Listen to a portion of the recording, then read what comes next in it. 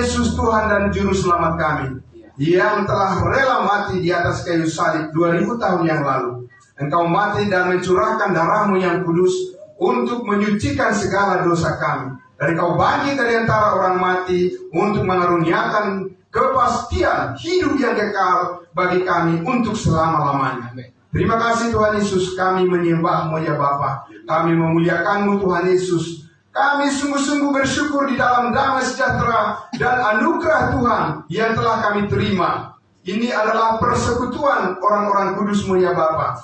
Gereja Tubuh Kristus. Ini adalah ibadah perdana pertama di tempat ini untuk berkumpulnya jemaat Gereja Injil Karunia Jemaat Berea Bekasi. Terima kasih Tuhan Yesus.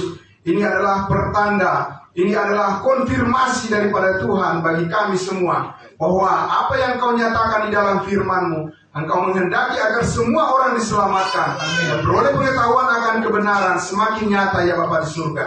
Terima kasih semua hamba-hamba Tuhan, semua pelayan Tuhan, semua jemaat kudus-Mu yang terus memikirkan dan yang terus menyuarakan dan yang terus berkorban untuk menjalankan visi misi daripada Tuhan bagi kami di zaman anugerah ini. Kiranya Engkau melimpahi dengan segala berkat-Mu ya Bapa. Terima kasih Tuhan Yesus. Kami bersyukur ya Tuhan, siang hari ini kami telah dikumpulkan sebagai jemaat tubuh Kristus. Dan kami percaya firman-Mu adalah kekuatan bagi kami semua. Dan kami bersyukur kami berada di tempat ini Tuhan Yesus. Dan Roh Kudus sudah ada bersama dengan kami. Roh Kudus yang telah dimeteraikan di dalam hidup kami, dalam hati kami semua. Berkaryalah Tuhan Yesus di dalam hidup kami, dan biarlah firman-Mu menjadi kekuatan yang besar bagi kami semua. Diberkatilah semua yang mendengarkan firman Tuhan, baik yang hadir di jemaat Gerika Berea saat ini semuanya, saudara-saudara kami, dan maupun yang mengikuti dari rumah melalui live streaming. Terima kasih Tuhan Yesus, kami bersyukur. Haleluya, amin. Tuhan, persilakan duduk kembali. Ya, puji Tuhan.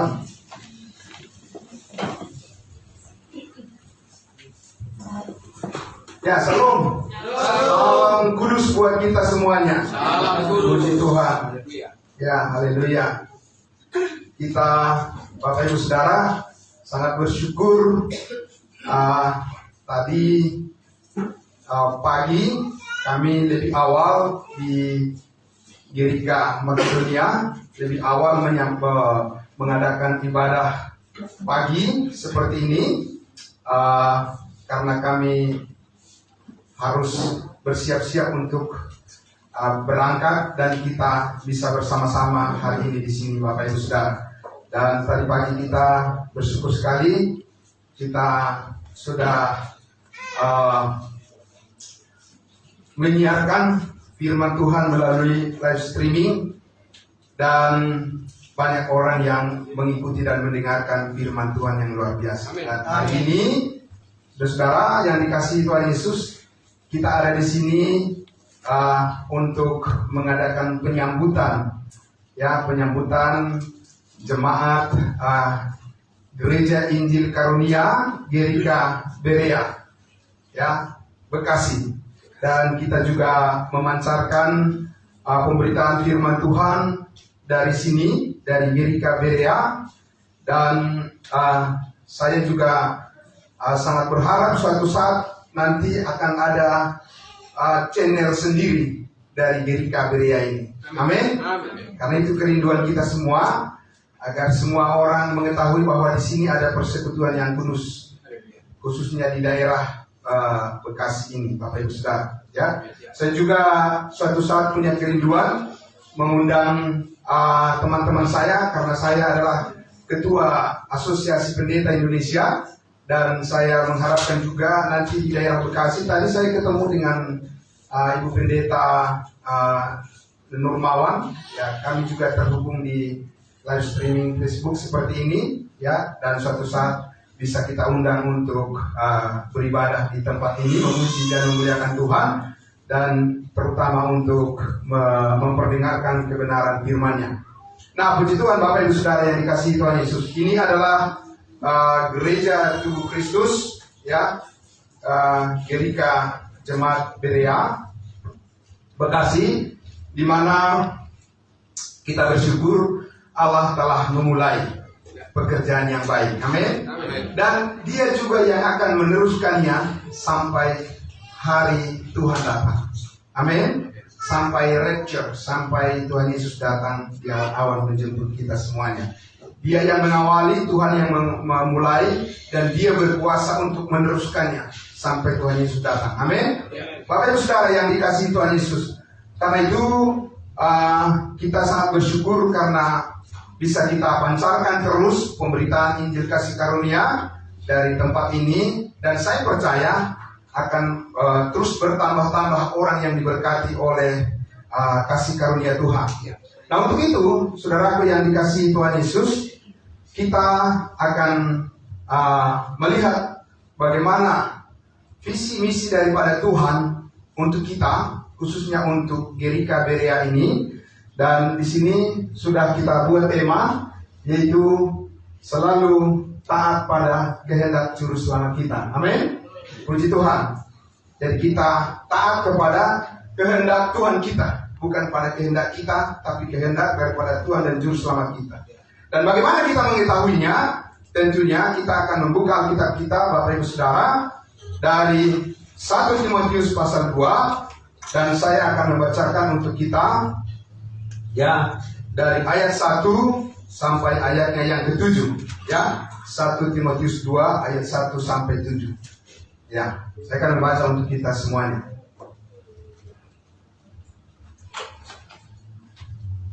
Satu Timotius 2 ayat 1 sampai ayatnya yang ke-7.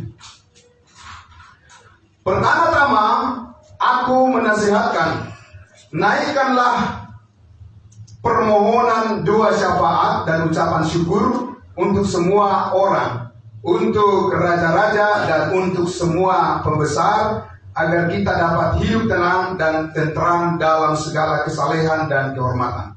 Itulah yang baik dan yang berkenan kepada Allah Juru Selamat kita, yang menghendaki supaya semua orang diselamatkan dan memperoleh pengetahuan akan kebenaran. Karena Allah itu Esa, dan Esa pula Dia yang menjadi pengantara antara Allah dan manusia, yaitu manusia Kristus Yesus, yang telah menyerahkan dirinya sebagai tebusan bagi semua manusia. Itu kesaksian pada waktu yang ditentukan. Untuk kesaksian itulah aku telah ditetapkan sebagai pemberita, Paulus sebagai pemberita dan rasul, dan yang kukatakan ini benar, aku tidak berdusta, dan juga sebagai pengajar orang-orang bukan Yahudi dalam iman dan kebenaran. Puji Tuhan, Bapak Ibu Saudara. Bapak Ibu Saudara yang sangat diberkati oleh Tuhan Yesus, kita akan melihat apa saja yang dikatakan oleh firman Tuhan dari apa yang sudah kita baca tadi.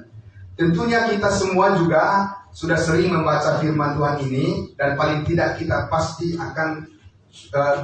sudah memperoleh manfaat yang sangat luar biasa dari dalamnya. Tapi saudara-saudaraku yang dikasihi Tuhan Yesus, ketika kita semakin mencermati, semakin mendalami firman kasih karunia itu, maka kepada kita akan digelorakan ya semangat dan untuk melihat bahwa firman Tuhan itu sungguh hidup, ya sungguh luar biasa. Ya, yang pertama kita lihat di situ, saudaraku, pertama-tama aku menasihatkan kamu. Paulus menasihatkan Timotius dan juga tentunya jemaat yang dilayani di Efesus, yaitu orang-orang kudus. Amin. Bukan orang-orang berdosa, tapi orang-orang kudus, sama seperti kita saat ini juga adalah orang-orang kudusnya Tuhan. Amin. Karena orang berdosa, upah dosa adalah maut. Itu bukan bagian kita.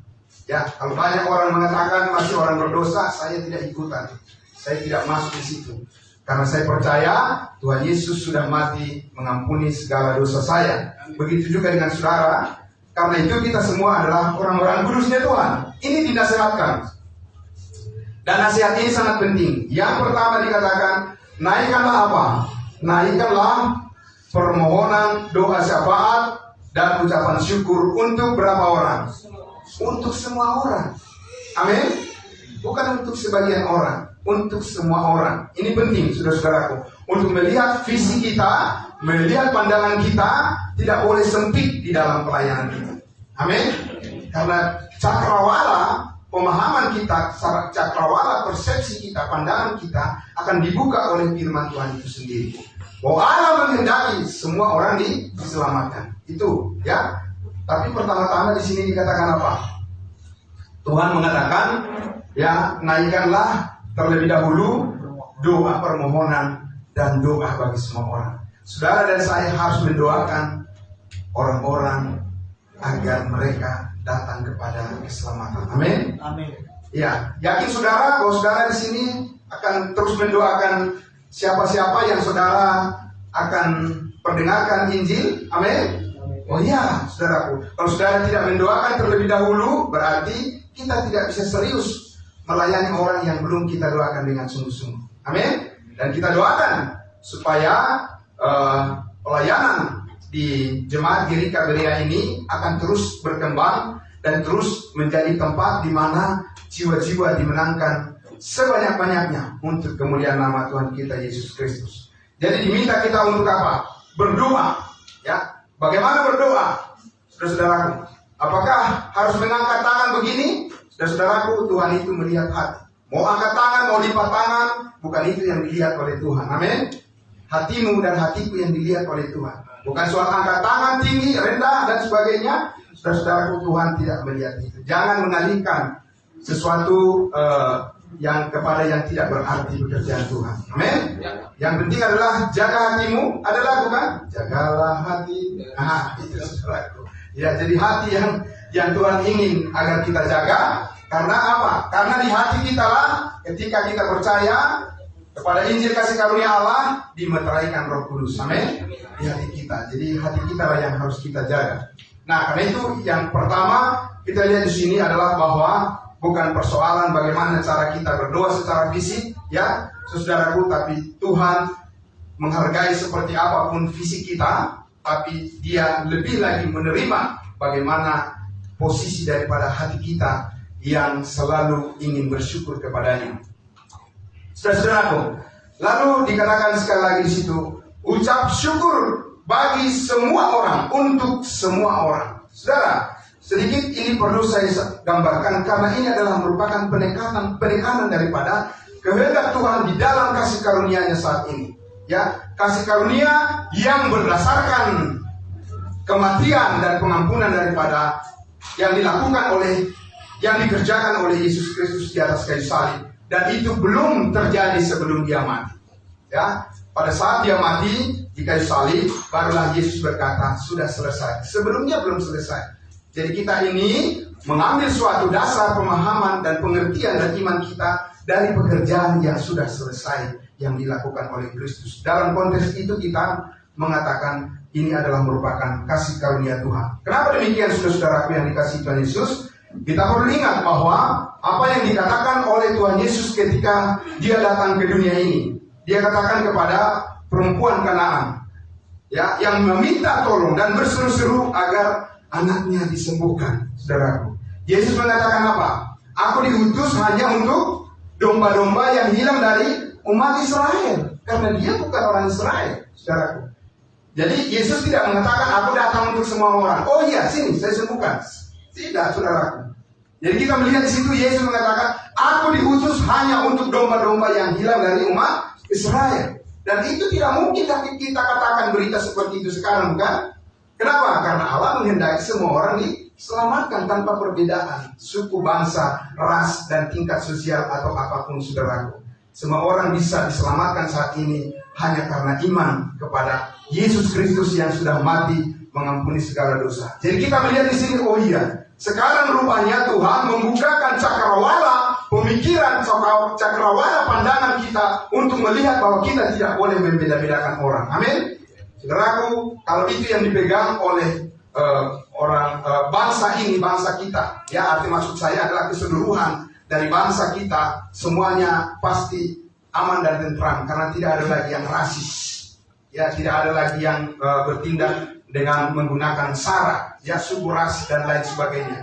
Tapi saudaraku, itu adalah prinsip yang saat ini Allah nyatakan menjadi bangunan, menjadi fondasi daripada bangunan yang kokoh untuk membangun gereja tubuh Kristus, yaitu kesatuan di dalam tubuh Kristus saat ini tanpa perbedaan. Tidak ada Israel, tidak ada bangsa lain, tapi semuanya, setiap orang yang percaya adalah anggota tubuh Kristus, dibaptiskan ke dalam tubuh Kristus oleh Roh Kudus. Amin.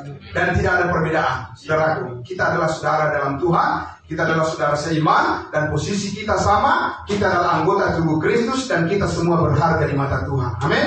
Semuanya adalah penting, tidak ada yang tidak penting, saudaraku. Karena semua anggota tubuh kita, mulai dari tangan, kaki, jari, dan yang bagian yang paling kecil pun, itu semuanya adalah kita hargai sebagai anggota tubuh kita. Amin. Tapi cuma satu kepala. Siapa? Kristus Yesus, kepala kita. Ya, Bapak saudara yang dikasihi Tuhan Yesus. Karena itulah di sini kita melihat bahwa apa yang dikatakan oleh Tuhan Yesus di sini, oleh Rasul Paulus di sini, bahwa dia mengatakan bahwa naikkan doa bagi semua orang, saudara-saudaraku, karena Tuhan Yesus saat ini menghendaki agar semua orang diselamatkan. Dan itu, saudara-saudaraku, akan dibawa, semuanya orang yang percaya akan dibawa berdasarkan kuasa daripada kebangkitan daripada Yesus Kristus yang sudah mengalahkan kuasa maut, kuasa dosa, dan kuasa iblis. Nah, saudaraku, karena itu kita melihat di sini bahwa apa yang dikerjakan oleh Tuhan Yesus ketika dia mati di atas kayu salib, dan terlebih ketika dia bangkit dari antara orang mati, itu adalah merupakan sesuatu yang dahsyat. Saudara, kalau ingin mengetahui ya bagaimana kuasa Allah atau di mana letaknya daripada kuasa Allah di dalam sejarah umat manusia, yang pernah Tuhan lakukan adalah saudara dan saya mempelajari terus apa yang dikatakan oleh Rasul Paulus terkait dengan kematian dan kebangkitan daripada Yesus Kristus. Kenapa saudara-saudaraku yang dikasihi ya dalam Kristus Yesus? Karena kalau kita lihat saudara-saudaraku, ketika Tuhan Yesus mengatakan di atas kayu salib, ya tetelestai, sudah selesai. Saudaraku yang dikasihi Tuhan Yesus, disitulah dinyatakan, dideclare bahwa kemenangan Tuhan Yesus terhadap kuasa iblis dan kuasa setan, disitulah mau dikalahkan. Saudara, dan saudara dan saya ada pada posisi itu saat itu, walaupun sekarang baru kita tahu. Amin. Karena kita sudah disatukan dengan kematian, dengan penyaliban, kematian dan kebangkitan daripada Kristus itu sendiri. Ini saudaraku, sekarang kita melihat bahwa keselamatan itu adalah dikerjakan oleh Allah berdasarkan suatu penyataan kuasa yang besar. Bukan kuasa yang sedang-sedang, tapi kuasa yang dahsyat luar biasa. Karena itu dinyatakan ketika Yesus sudah naik ke surga, saudara-saudaraku, ketika Yesus sudah naik ke surga dan dia dipermuliakan sebagai Tuhan dan Juru Selamat, bukan manusia lagi seperti kita ini dalam daging. Tidak. Kemudian dia menyatakan kebenaran firman-Nya melalui hambanya Rasul Paulus, supaya Rasul Paulus memberitakan kepada bangsa-bangsa lain tanpa perbedaan bahwa setiap orang yang percaya pasti diselamatkan, masuk surga, dan menjadi anggota tubuh Kristus. Saudara-saudaraku yang dikasihi Tuhan Yesus, karena itu kita melihat bahwa bagaimana kita saat ini mengagungkan, meninggikan Tuhan kita sebagai Tuhan dan Juru Selamat, berdasarkan iman kita kepada pekerjaan yang sudah selesai yang dilakukannya di atas kayu salib. Amin. Saudaraku yang dikasihi Tuhan Yesus, di dalam kitab-kitab yang lain selain daripada Alkitab, bisa saja ada ada masuk bagian daripada cerita Alkitab di dalam kitab-kitab suci yang lain itu, saudara-saudara. Misalnya tentang cerita kelahiran daripada Yesus Kristus atau mujizatnya, ya kan, saudara-saudara, atau dia sebagai nabi dan seterusnya, ada di dalam, bisa saja di dalam diadopsi oleh kitab-kitab suci yang lain, saudara-saudara. Tapi tahukah saudara-saudaraku, yang tidak akan berani mereka adopsi, tidak akan mereka berani menaruh di dalam kitab sucinya adalah berita tentang kematian dan kebangkitan Yesus Kristus. Tidak akan pernah. Saudara, kenapa? Karena di situ ada kuasa keselamatan. Amin. Iya, saudara. Periksa kitab-kitab yang lain di mana saja. Berbicara tentang kelahirannya diakui, kenabiannya diakui, saudara-saudaraku. Tidak masalah. Tapi coba saudara-saudaraku, masukkanlah di dalam kitab sucimu itu berita tentang salib Kristus, tentang kematian dan kebangkitannya. Saudara-saudaraku, luar biasa, dunia ini bisa diselamatkan. Amin. Dan itulah yang ada pada saudara dan saya saat ini sebagai misi kita ke depan berdasarkan kebenaran firman Tuhan ini.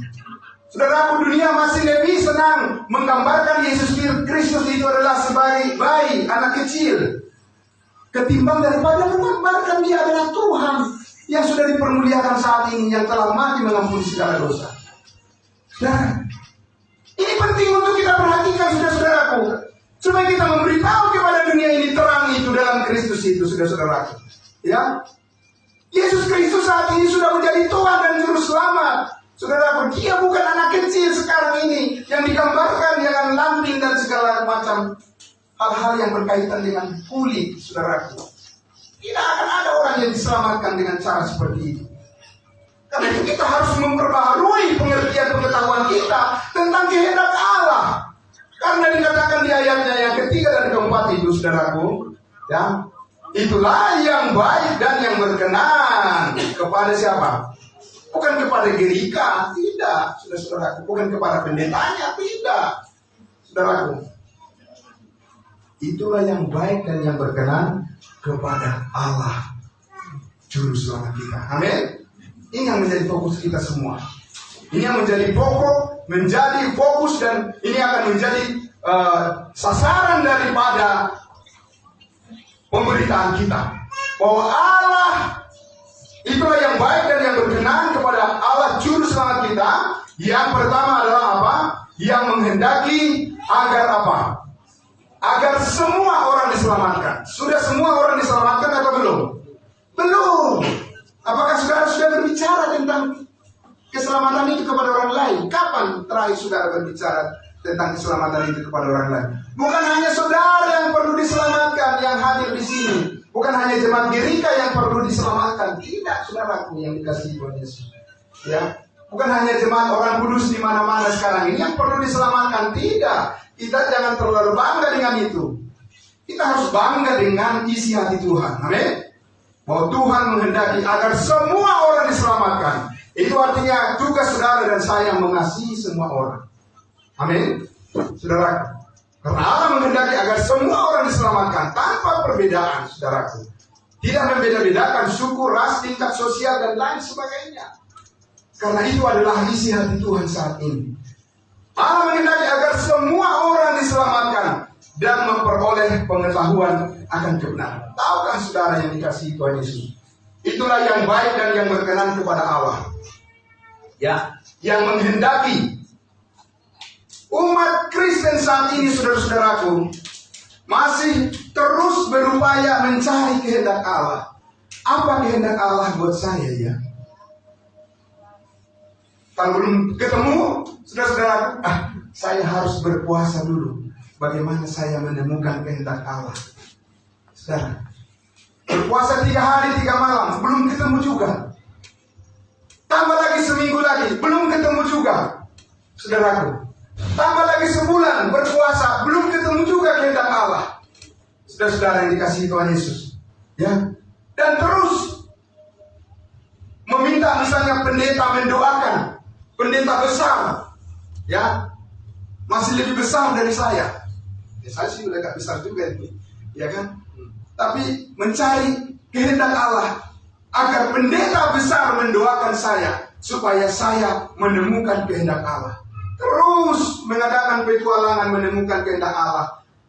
Ada yang ketemu, ada juga yang tidak ketemu. Saudaraku yang dikasihi Tuhan Yesus, ya.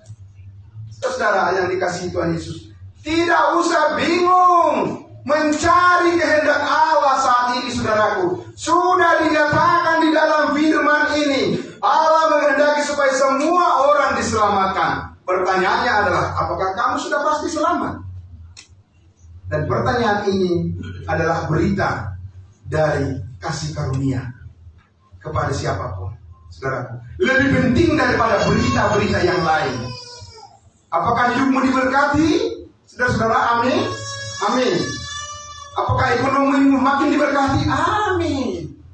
Apakah saudara disembuhkan dari sakit penyakit? Amin. Apakah anak-anakmu berhasil dan sukses? Amin. Tapi itu tidak lebih penting daripada berita Yesus mati menghapuskan segala dosa. Amin. Jangan tenggelamkan berita itu, saudara. Saudara yang dikasih Tuhan Yesus, itu yang harus diangkat tinggi-tinggi. Lebih daripada apa yang kita pikirkan dan yang kita doakan. Saudara, kalau kita tidak masuk ke dalam dimensi kerinduan untuk menyatakan apa yang dikehendaki oleh Allah, yaitu agar semua orang diselamatkan dan memberitakan Injil kasih karunia Allah, saudara yang dikasih Tuhan Yesus, orientasi saudara dan saya bisa melenceng dari apa yang Tuhan inginkan. Ya. Tetapi kalau kita berpegang teguh kepada kebenaran itu, semua hal yang lain akan mengikut ke situ. Amin. Karena Yesus adalah buah sulung kebangkitan. Semua orang yang percaya kepadanya juga pasti apa? Bangkit. Itu sudah menjadi suatu logika yang benar-benar bekerja. Jadi saudaraku yang dikasihi Tuhan Yesus, karena itulah kita tidak usah susah payah untuk mencari apa kehendak Allah bagi saya. Dan saudara bisa menolong semua orang untuk mengerti apa kehendak Allah, di mana mereka sedang mencari-cari kehendak Allah saat ini. Kasih tahu sama dia, ya, apa kehendak Allah. Saudara, tidak usah setengah mampu, setengah mati mencari kehendak Allah. Udah ada di dalam Alkitab. Apakah engkau sudah pasti selamat ke surga? Amin. Semua yang hadir di sini katakan amin. Amin. Amin. Luar biasa, saudara. Kenapa, saudara? Karena seluruh berkat saudara dan saya ada di situ. Ya, karena di situ ada darah Yesus.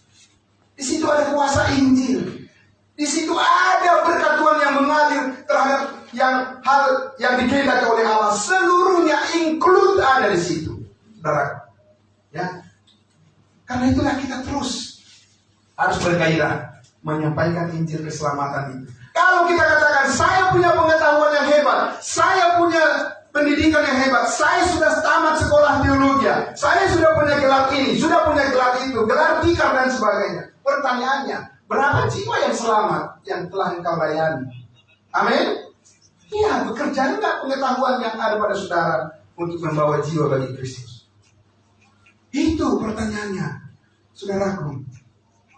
Ya, kalau saat ini orang kalau berbicara dari mimbar, saudara-saudara, ketika saya mengadakan research di ini dan itu di belahan dunia, ketika saya mengambil program ini, program doktor saya segala macam, saudara-saudaraku, dibanding dengan kehendak Allah agar semua orang diselamatkan, itu tidak punya arti, saudaraku.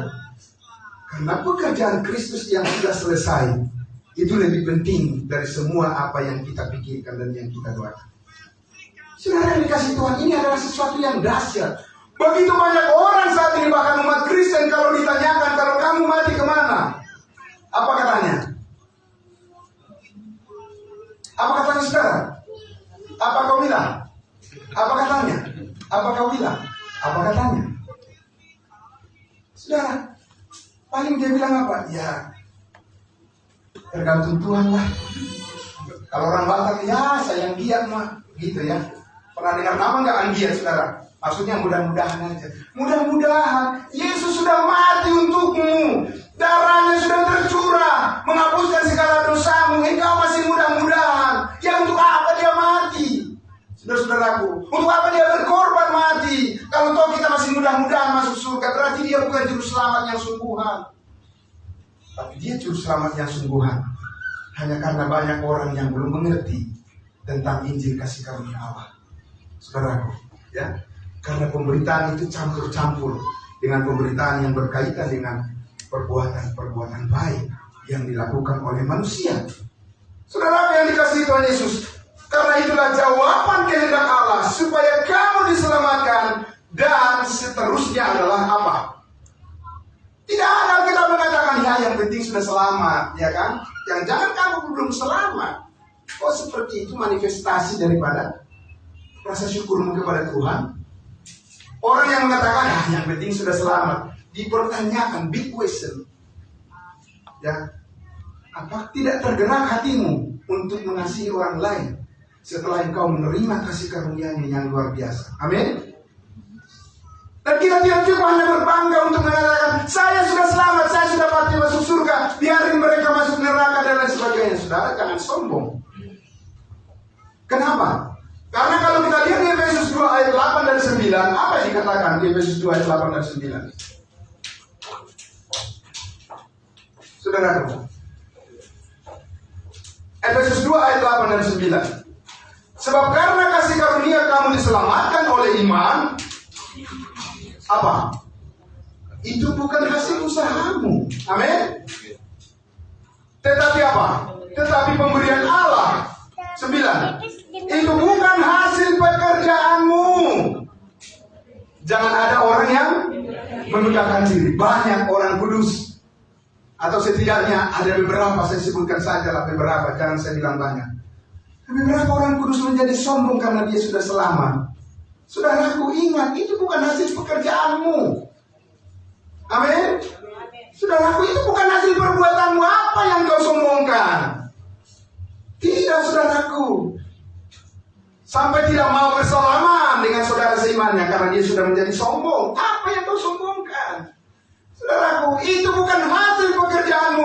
Jangan ada orang yang memegahkan diri. Amin. Kita ini hanya dibenarkan. Kita bukan orang benar dari sononya. Kita ini bukan orang kudus dari sononya. Kita orang berdosa, tapi kita dikuduskan sekali untuk selama-lamanya. Amin. Allah yang mengerjakannya semuanya. Saudaraku, ya, itu yang terjadi sekarang ini. Dan akibatnya adalah yang menjadi korban adalah orang-orang tidak mendapat pemberitaan Injil kasih karunia Allah. Karena apa? Orang-orang percaya, orang-orang kudus asik dalam saling membanggakan dengan yang dia punya dengan saudara-saudara seiman. Apa saudara? Apa itu yang dikehendaki oleh Allah? Saudara, apa yang dikasih Tuhan Yesus? Supaya kamu diselamatkan dan bukan hanya selamat saja, tapi apa? Memperoleh pengetahuan akan kebenaran. Amin. Saudaraku yang dikasih Tuhan Yesus, memperoleh pengetahuan akan kebenaran tentang apa? Coba kita lihat saudaraku, ya, di Efesus 1 ayatnya yang ke-13 dikatakan apa? Di dalam Dia kamu juga, karena kamu telah mendengar firman kebenaran, amin, yaitu Injil keselamatanmu. Di dalam Dia kamu juga, ketika kamu percaya, dimeteraikan dengan Roh Kudus. Saudara, pekerjaan Roh Kudus yang berkaitan dengan pengungkapan rahasia Allah, yaitu kuasanya di dalam darahnya, kuasanya di dalam kebangkitan Kristus itu tidak akan habis-habis. Saudara pahami luasnya, panjangnya, tingginya, dan dalamnya. Amin. Karena itu ini adalah pekerjaan seumur hidup bagi saudara dan saya sampai Tuhan Yesus datang menjemput kita di alam awan. Amin. Kita akan semakin dijernihkan, pemikiran kita akan semakin dimurnikan, kita akan semakin melihat bahwa kehendak Allah adalah yang paling utama dan bahwa jiwa-jiwa adalah merupakan tuaian yang menyenangkan hati Tuhan. Saudara, bukan berdiam diri. Saudara yang sangat luar biasa. Karena Paulus katakan tadi di dalam teks utama kita dalam 1 Timotius pasal 2 tadi, dia katakan di ayatnya yang ke-5, karena Allah itu Esa dan Esa pula Dia menjadi pengantara antara Allah dan manusia, yaitu manusia Yesus Kristus yang telah menyerahkan dirinya sebagai tebusan bagi semua manusia. Itu adalah kesaksian pada waktu yang ditentukan saat ini. Amin. Saat ini ditentukan kesaksian bahwa keselamatan bagi semua orang. Sebelum Yesus Kristus mati disalibkan, tidak ada dikatakan keselamatan bagi semua orang. Saudara-saudara, keselamatan harus datang melalui bangsa Yahudi. Amin. Ya, bukan seperti sekarang ini, tidak ada sekat-sekat. Sesudah Yesus mati di atas kayu salib, baru terbuka penyataan. Baru dibukakan penyataan itu bahwa keselamatan itu bagi semua orang karena Tuhan Yesus sudah menebus dosa semua umat manusia sekali untuk selama-lamanya. Tidak ada sekat-sekat lagi. Sebelum Yesus Kristus mati disalibkan, ada sekat-sekat. Orang Yahudi adalah bangsa pilihan, bangsa lain adalah kafir.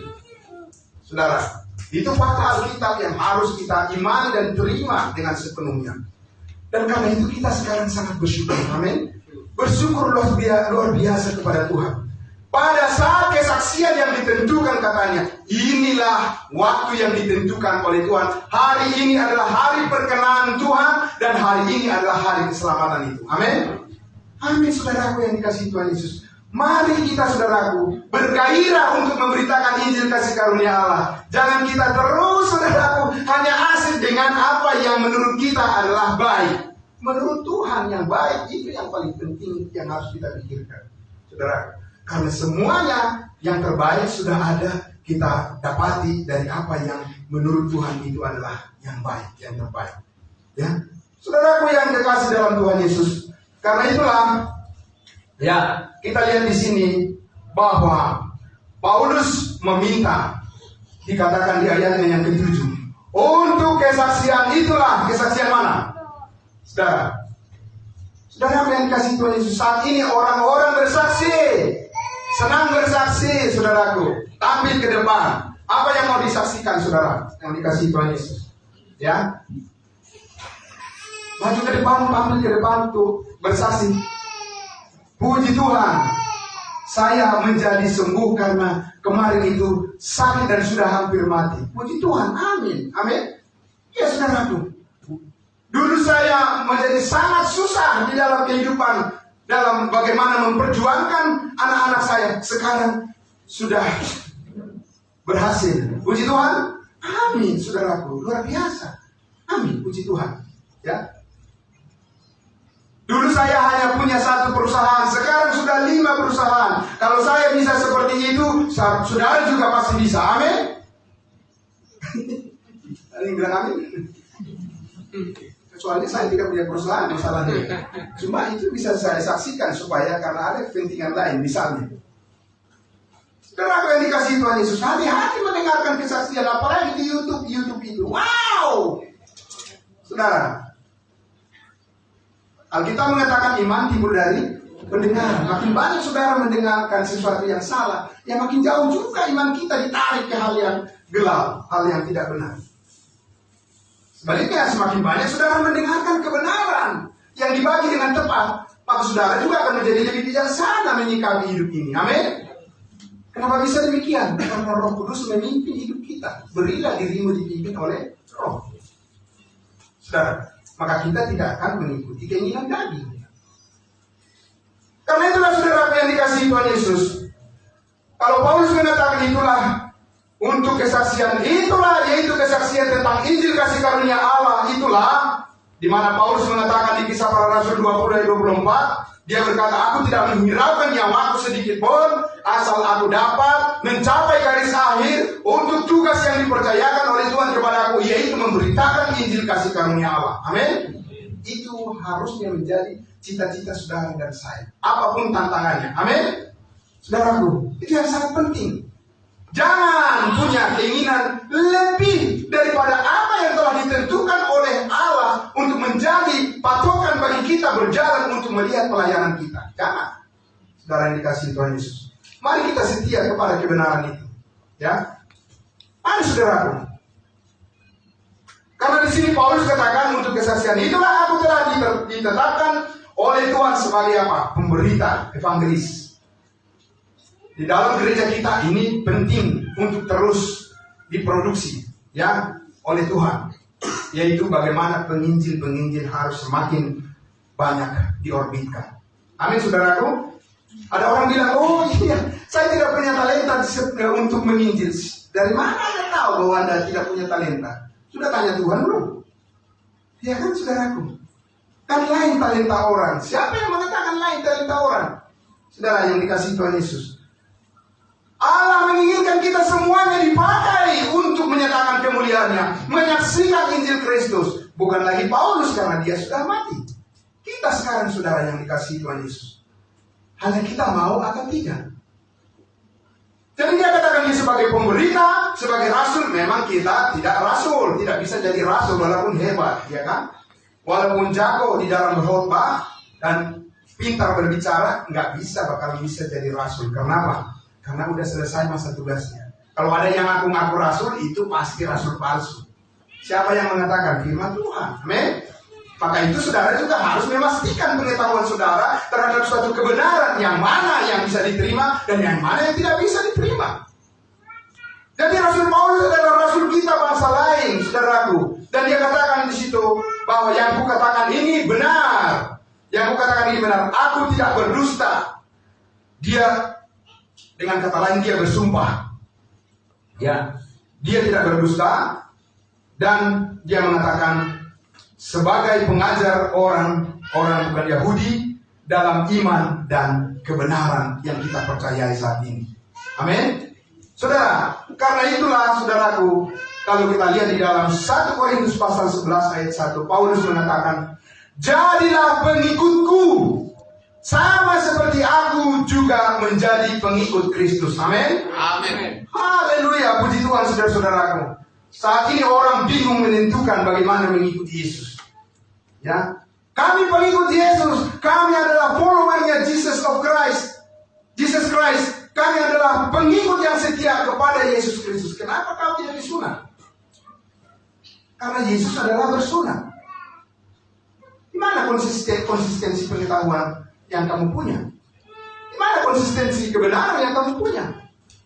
Ya, kalau kamu pengikut Yesus, ya, berarti kamu juga harus melakukan mujizat-mujizat. Amin. Tapi tidak ada itu saya lihat. Di mana konsistensimu untuk mengatakan bahwa engkau adalah pengikut Yesus? Saudara, Yesus beribadah pada hari Sabat. Kenapa engkau beribadah pada hari Minggu? Ya, ini penting saudara yang dikasih Tuhan Yesus, supaya kita melihat Yesus yang bagaimana saat ini, yang sedang kita puji dan yang kita sembah. Dia adalah Yesus yang sudah menggenapi seluruh hukum Taurat. Amin. Dan kita, Paulus katakan, kamu tidak hidup di bawah hukum Taurat, tetapi di bawah kasih karunia. Amin. Karena itu kita harus memahami dan belajar terus yang mana yang termasuk bagian daripada hukum Taurat, yang mana yang termasuk dan yang tidak termasuk bagian daripada kasih karunia. Kalau tidak, kita akan bercampur adukan semuanya dan perjalanan pelayanan kita tidak akan menjadi jelas. Karena itulah Paulus menegur jemaat Galatia. Paulus katakan apa? Hai kamu jemaat Galatia yang bodoh. Bukan yang pintar, bukan yang bijaksana, walaupun mereka merasa pintar. Enggak.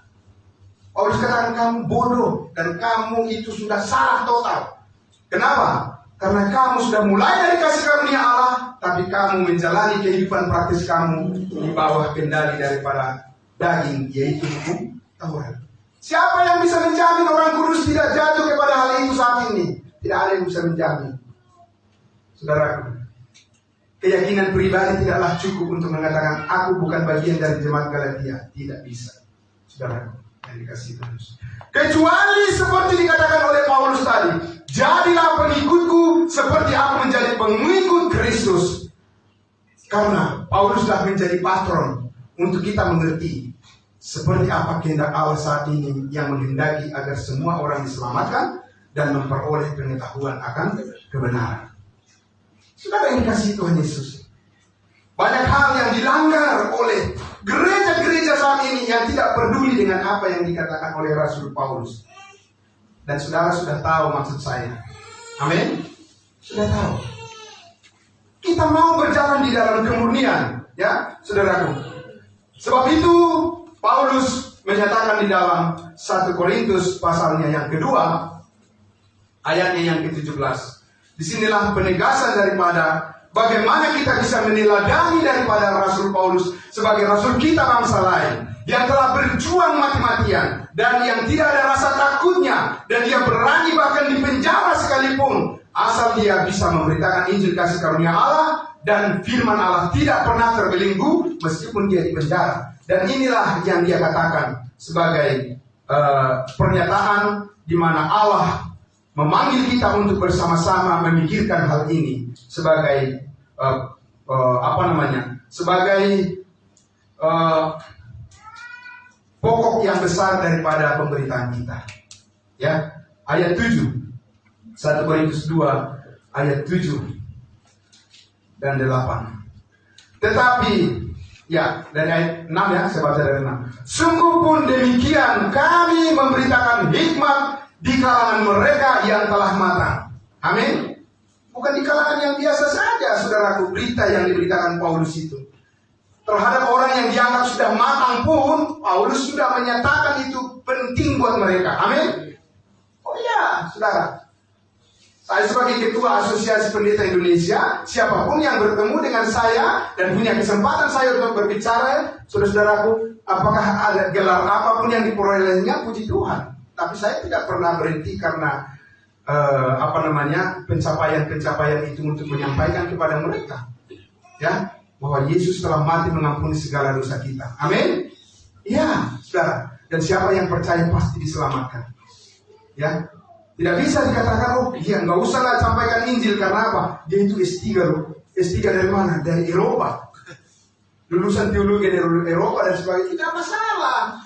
Kita ini sudah Paulus katakan, dia sudah menyampaikan berita Injil kasih karunia itu di antara mereka yang sudah matang. Siapa yang sudah matang pada saat itu? 12 rasul dari bangsa Israel. Dia bersinggah ke Yerusalem, saudara-saudaraku. Amin. Iya. Kalau memang rasul-rasul 12 rasul itu udah tahu inti daripada pemberitaan Rasul Paulus, untuk apa dia pergi ke sana ngotot-ngototan? Kan mereka ngotot di situ, saudara. Mereka keras-kerasan bersidang di situ. Kenapa? Karena Injil yang diberitakan oleh Rasul Petrus adalah bahwa mereka harus percaya kepada Mesias dan juga hidup di bawah hukum Taurat. Paulus dengan keras menentangnya. Tidak, bangsa lain tidak hidup di bawah hukum Taurat. Amin. Untuk hal itu dia berjuang keras. Walaupun itu adalah kepada 12 rasul, saudara. Jadi saudaraku, karena itu dikatakan di situ bahwa yaitu hikmat yang bukan dari dunia ini dan yang bukan dari penguasa-penguasa dunia ini, yaitu penguasa-penguasa yang akan ditiadakan. Tetapi yang kami beritakan ialah apa?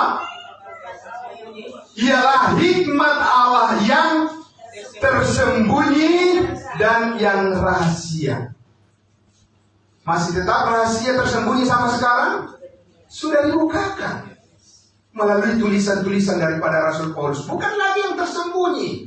Sudah dibukakan rahasia itu, saudara-saudaraku. Ya, yang sebelum dunia dijadikan telah disediakan Allah bagi kemuliaan kita. Amin. Bagi kemuliaan saudara dan saya. Itulah yang kita rindukan, itulah yang kita kejar, dan itulah yang terus kita perjuangkan agar bagaimana kita mengerti kemuliaan yang disediakan oleh Allah bagi kita sebelum dunia dijadikan. Sebelum dunia dijadikan, loh saudara-saudara.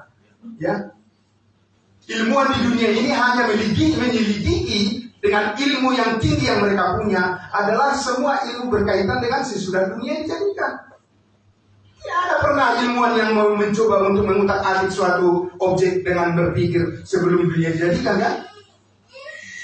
Saudara, karena itu tidak masuk logika mereka. Tapi kepada saudara dan saya ada suatu kemuliaan yang disediakan oleh Allah melalui Yesus Kristus yang mati berkorban bagi saudara, dan itu sudah disiapkan sebelum dunia dijadikan. Sebelum saudara saya lahir ke dunia ini. Amin. Ya, kita harus curious, kita harus harus punya keinginan yang besar, harus berhasrat untuk mengetahui ini. Apa ini, saudara-saudara? Ya, saudara yang dikasihi Tuhan Yesus. Ayat 8 dikatakan tidak ada dari penguasa dunia ini yang mengenalnya. Sebab kalau sekiranya mereka mengenalnya, kalau mereka tahu tentang rahasia itu, yaitu rahasia tentang kemuliaan kita yang dipersiapkan Allah sebelum dunia dijadikan melalui kematian Yesus Kristus, apa? Mereka tidak akan menyalibkan Tuhan yang mulia. Saudara bisa lihat rahasia ini, amin? Kalau saja iblis tahu, saudara-saudaraku, bahwa melalui kematian Yesus, bahwa semua manusia akan diselamatkan, dia tidak akan mematikan Yesus. Yang dia tahu adalah, kalau orang Israel gagal menerima Yesus sebagai Mesias, maka keselamatan bagi semua bangsa di dunia gagal juga secara otomatis. Karena Tuhan sudah berjanji bahwa keselamatan datang dari bangsa Yahudi. Kalau bangsa Yahudi gagal, berarti gagal semua rencana untuk penyelamatan bagi semua dunia. Tetapi saudara, hikmat Allah yang tersembunyi, amin, dibukakan. Oh tidak, Justru dengan penyaliban Yesus Kristuslah semua dosa manusia diampuni. Haleluya, terima kasih Tuhan.